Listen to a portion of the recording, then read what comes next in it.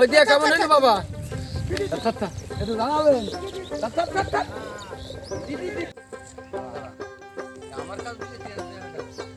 কথাই বলে ছোট মরিচি ঝাল বেশি।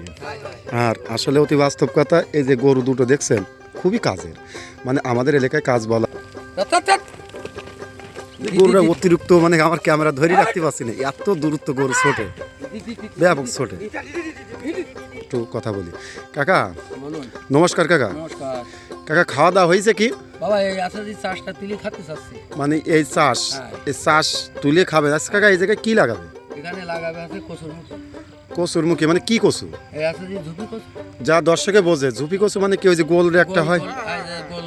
ও ও আচ্ছা আচ্ছা। তা কাকা, আপনি এই যে চাষটা করলেন, এই চাষে কিরকম একটা লাভ হয়, আমি এই বিষয়ে একটু জানতে চাচ্ছিলাম দর্শকের জন্য। লাভ হয় যদি ফলন ফুলে যায় বাবা, তাহলে খুব অত্যন্ত লাভবান হওয়া যায়। আর যদি না ফলে তাহলে আছে যে মনে করতে হবে বাড়ি খাতে।